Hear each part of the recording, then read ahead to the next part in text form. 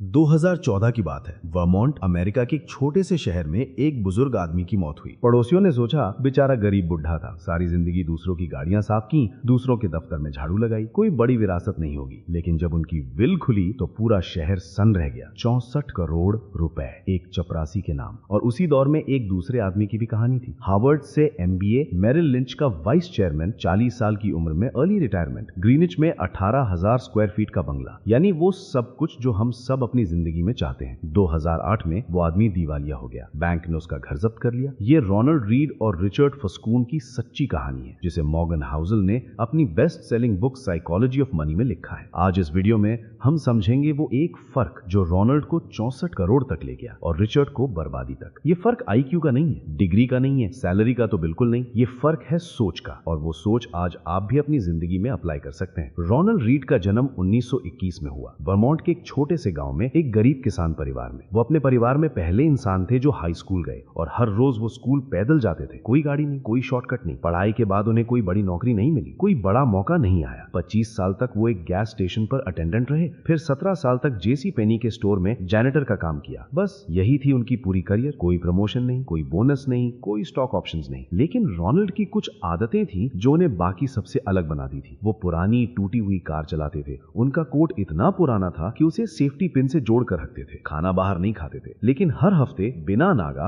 वो local library जाते थे, एनुअल रिपोर्ट्स पढ़ते थे, ब्लू चिप कंपनीज के शेयर्स खरीदते थे और फिर उन्हें कभी नहीं बेचते थे। ये कोई बड़ी स्ट्रैटेजी नहीं थी, ये कोई सीक्रेट फॉर्मूला नहीं था। बस खरीदो, रखो, समय को काम करने दो। जब 2014 में रोनाल्ड रीड का निधन हुआ, उनके पास एक नहीं 2 हॉस्पिटल्स को दिए गए मिलियंस थे, एक लाइब्रेरी को डोनेशन था, और उनके करीबी दोस्त तक शॉक में थे, किसी को पता नहीं था। अब बात करते हैं रिचर्ड फस्कून की। रिचर्ड वो सब कुछ थे जो दुनिया एक सक्सेसफुल इंसान में देखना चाहती है। हार्वर्ड से MBA किया, मेरिल लिंच जैसी दुनिया की सबसे बड़ी फाइनेंशियल फर्म्स में से एक में काम किया। इतने केपेबल थे कि कम उम्र में ही वाइस चेयरमैन बन गए। 40 साल की उम्र में उन्होंने सोचा बस अब काम करने की जरूरत नहीं, अर्ली रिटायरमेंट ले ली। ग्रीनिच कनेक्टिकट में उनका घर था, 18,000 स्क्वायर फीट, एक स्विमिंग पूल, एक गेस्ट हाउस। महीने का खर्च था करीब $90,000, यानी हर महीने सिर्फ घर चलाने में 60 से 70 लाख रुपए। और ये सब पॉसिबल था कैसे? लेवरेज से। रिचर्ड ने बड़े बड़े लोन्स लिए, उन पैसों को इन्वेस्टमेंट्स में लगाया। जब मार्केट ऊपर था सब कुछ बढ़िया था। लेकिन 2008 आया, दुनिया की फाइनेंशियल सिस्टम हिल गई, मार्केट्स धड़ाम से गिरे। रिचर्ड के इन्वेस्टमेंट्स की वैल्यू गिरी, लेकिन उनके लोन्स वही रहे। मार्जिन कॉल्स आई, बैंक्स ने पैसे मांगे, रिचर्ड के पास देने के लिए कुछ नहीं था। उनका वो 18,000 स्क्वायर फीट का घर जिसे खरीदने की हम सब तमन्ना रखते हैं, उसे फोरक्लोजर में डाल दिया गया। हार्वर्ड का डिग्री, मेरिल लिंच का एक्सपीरियंस, फाइनेंस की हर ट्रिक, फिर भी कंगाल। एक तरफ एक चपरासी 64 करोड़ की लेगेसी छोड़ गया, दूसरी तरफ एक फाइनेंशियल जीनियस कर्ज में डूब गया। अब सवाल ये है, ऐसा क्यों हुआ? मॉर्गन हाउसल ने साइकोलॉजी ऑफ मनी में एक बात लिखी है जो मुझे बहुत पसंद है। वो कहते हैं पैसा कमाना और पैसे को बचाए रखना, ये 2 बिल्कुल अलग स्किल्स हैं, और इनके लिए 2 बिल्कुल अलग तरह की सोच चाहिए। पैसा कमाने के लिए चाहिए रिस्क लेने की हिम्मत, ऑप्टिमिज्म, खुद को बाजार में उतारने का साहस। लेकिन पैसे को बचाए रखने के लिए चाहिए इसका उल्टा, ह्यूमिलिटी, एक किस्म का डर, ये मानना कि जो आज है वो कल नहीं रहेगा। रोनाल्ड रीड के पास पहली स्किल शायद एवरेज थी, लेकिन दूसरी स्किल वो उनके DNA में थी। अब एक इंडियन एग्जांपल लेते हैं। धीरूभाई अंबानी ने रिलायंस बनाई प्योर रिस्क और विजन से, ये थी गेटिंग वेल्दी की स्किल।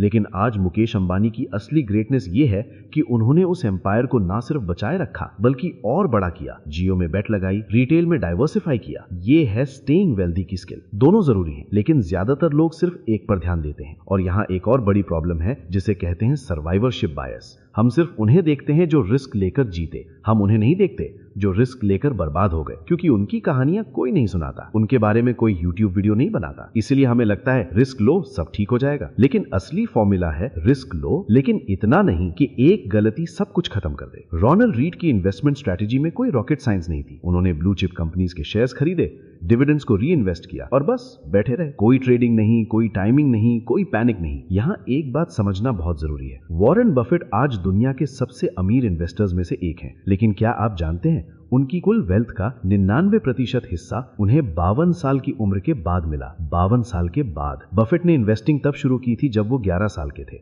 लेकिन असली wealth I decades of compounding के बाद। कंपाउंडिंग एक बीज की तरह है, आप उसे जमीन में डालते हो, पानी देते हो और फिर इंतजार करते हो। लेकिन अगर आप हर हफ्ते उस बीज को उखाड़ कर देखने लगो कि उग रहा है कि नहीं, तो वो कभी नहीं उगेगा। रोनाल्ड रीड ने यही किया। उन्होंने लेवरेज लिया, यानी उधार के पैसों से इन्वेस्टिंग की। जब तक मार्केट उगा था, कंपाउंडिंग काम कर रहा था, लेकिन जैसे ही मार्केट गिरा, उन्हें फोर्स्ड सेलिंग करनी पड़ी। मतलब उन्होंने कंपाउंडिंग का धागा बीच में काट दिया, और जो एक बार कट जाए वो दोबारा नहीं जुड़ता। अब एक इंडियन एग्जाम्पल लेते हैं जो बहुत करीब है हम सबके। मार्च 2020, कोविड का पहला लॉकडाउन। सेंसेक्स 28,000 से गिरकर 25,000 पर आ गया। लाखों रिटेल इन्वेस्टर्स ने सब कुछ बेच दिया। सोशल मीडिया पर एक ही आवाज थी, सब कुछ खत्म हो जाएगा, मार्केट 10,000 तक जाएगा। उसी वक्त राकेश झुनझुनवाला ने टाइटन में और खरीदारी की, टाटा मोटर्स में पोजीशन बढ़ाई।